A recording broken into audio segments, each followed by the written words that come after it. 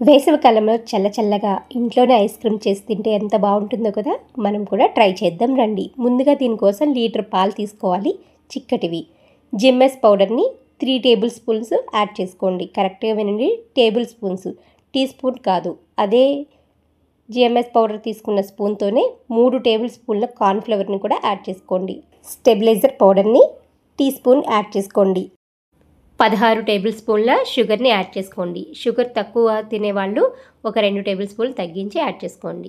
బాగా మిక్స్ చేసుకోవాలి ఉండలు లేకుండా. తర్వాత స్టవ్ మీద పెట్టి సిమ్లోనే ఒక పొంగు వచ్చేలా ఉడికించుకోండి. ఉండలన్నీ బాగా కరిగిపోయి కొంచెం ఉడుకు పట్టాలన్నమాట. అలా ఉడికించుకున్న తర్వాత స్టవ్ మీద దించేసి పక్కన పెట్టి ఫ్యాన్ గాలి దగ్గర చల్లారనివ్వాలి. తిప్పుతూనే ఉండాలండి, లేదంటే త్వరక పట్టేస్తుంది లేదా అడుగు పట్టేస్తుంది. చూసారుగా, ఇలా చల్లార్చుకోవాలి. చల్లార్చేటప్పుడు కూడా ఇలా తిప్పుకుంటూ ఉంటే త్వరక లేకుండా బాగుంటుంది. ఇప్పుడు ఇది బాగా చల్లారిన తర్వాత ఇలా ఎయిర్ కంటైనర్ డబ్బాల్లో వేసుకుని ఫ్రిడ్జ్లో పెట్టుకోవాలి.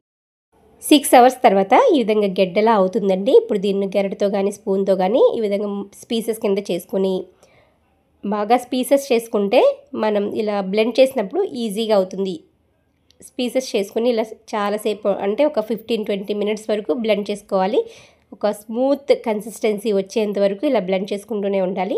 అలా బ్లెండ్ చేసుకున్న తర్వాత మిల్క్ పౌడర్ని యాడ్ చేసుకోవాలండి. క్వాంటిటీ కరెక్ట్గా ఉండడం కోసం నేను 10 రూపీస్ ప్యాకెట్స్ తీసుకున్నాను. ఒక 10 రూపీస్ ప్యాకెట్ వచ్చి 2 లేదా 2.5 టేబుల్ స్పూన్ల వరకు ఉంటుంది. అలాగే నేను 7 ప్యాకెట్స్ తీసుకున్నానండి.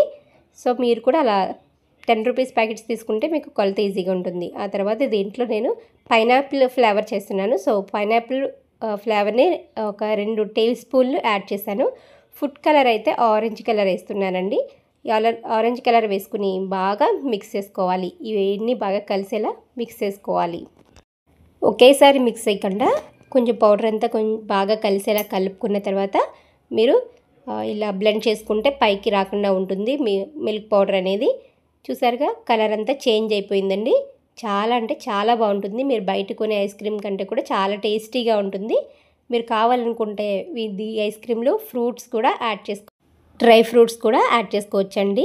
ఫ్రూట్స్ని క్రష్ చేసి షుగర్లో డిప్ చేసి ఒక 5 మినిట్స్ కుక్ చేసుకుని వాటిని కూడా యాడ్ చేసుకుంటే చాలా బాగుంటుంది.